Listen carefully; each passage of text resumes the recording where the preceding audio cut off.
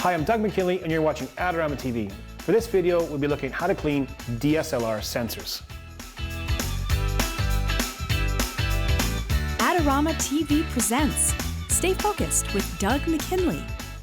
For this video, we'll be looking at how to clean DSLR sensors. I think it's a necessary task and one that every photographer should know how to do. It might seem a little daunting at first, but with the right care and attention, it's relatively easily done. Yes, you can have your sensors professionally cleaned, but it's not cheap, at least not where I live. So by following these simple steps, you should be able to get your sensors clean for most environmental conditions.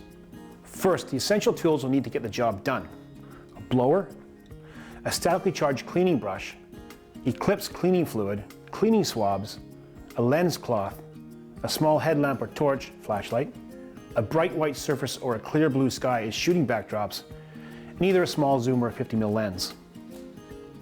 You can add a can of compressed air to this list, but just remember, never blast it directly into the camera, as it can damage the mechanisms. Personally, however, I just stick with the blower. Before we get into it though, let me just point out that for the most part, you're not cleaning the sensor itself, but the low pass filter that sits in front of the sensor. But for argument's sake, we'll call it sensor cleaning here. Now there's two methods to clean camera sensors, the dry method and the wet method. The dry method is the one that you should be doing most. It's easy and fast. As for the wet method, it's something that might be needed only once or so a month, depending on how much shooting you do. Now, just a couple of things to be aware of.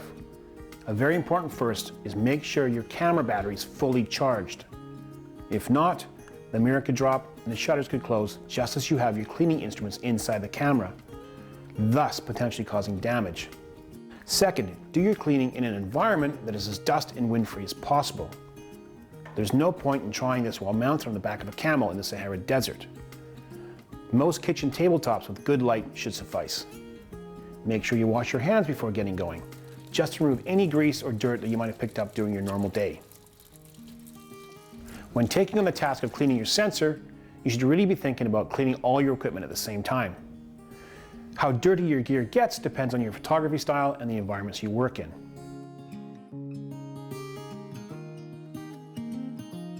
For instance, when I'm working, I take all the lens caps and backs off my lenses when they're in my camera bag. The reason why is that I can change the lenses faster. The downside though is they do collect dust. And even though I always carry a lens cloth in my back pocket for a quick wipe, they don't get anywhere near as clean as when I do a dedicated proper cleaning session. So before popping the lens off the camera body, give it a good wipe down.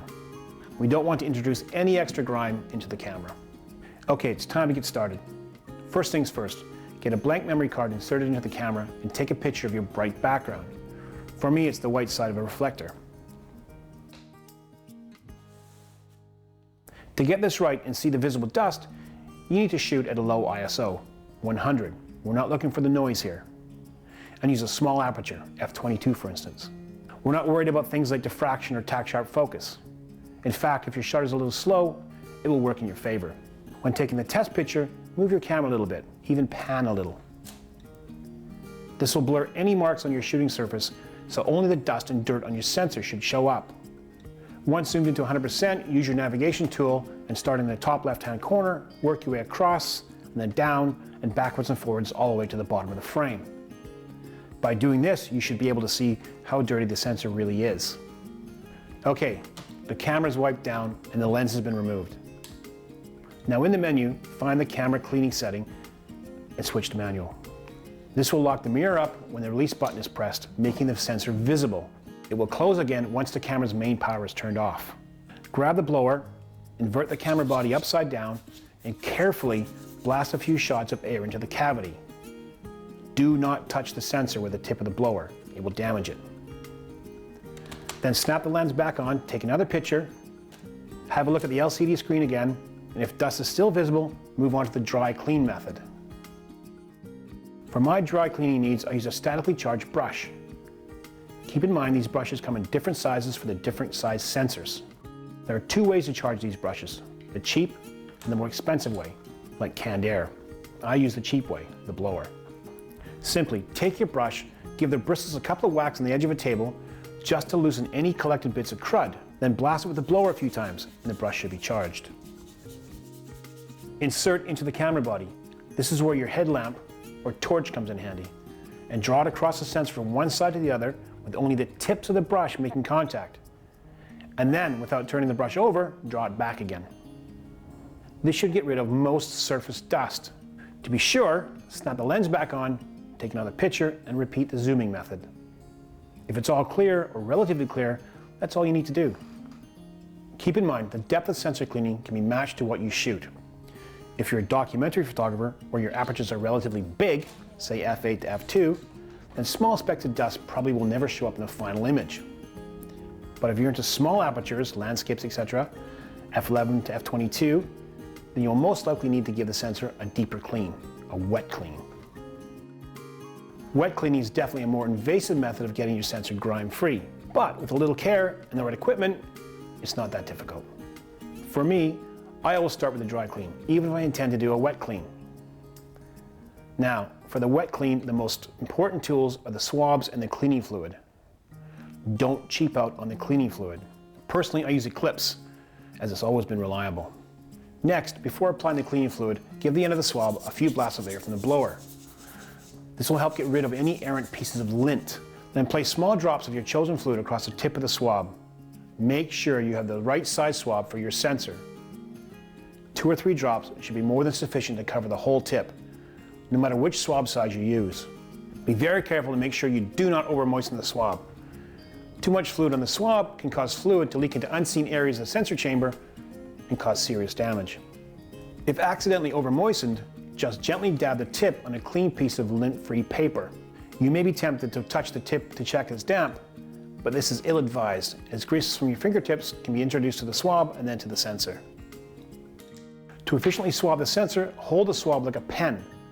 Place it on one side of the sensor and move the swab from one end to the other in a single, continuous, firm and slow motion. Do not put too much pressure on the swab against the sensor. Remember, the glass is very thin. Allow the sensor a moment to dry and repeat this, but starting on the other side this time. 2 sweeps should be enough to remove the vast majority of the dirt. If you can see a smear on the sensor, a third pass is sensible. But be sure to turn the swab over as you remove across, so the cause of the smear no longer presents an issue. When finished, suitably discard the swab, as they should only be used once. Just to finish up, remember there are a number of different products in the market for cleaning sensors, some really good and some not so good. But ultimately the choice is up to each photographer, depending on a number of factors. Budget, shooting environments, and the end use of images, for example. Like a lot of photographic products, you may have to work your way through a few to find the ones that suit you best. So that's it for this week, and I'm Doug McKinlay for Adorama TV. Don't forget, you can also subscribe to Adorama TV for more great videos. And we really want to know what you think, so send us your comments, or like and share this video. You can also check out the Adorama Learning Center for more great tips and tricks.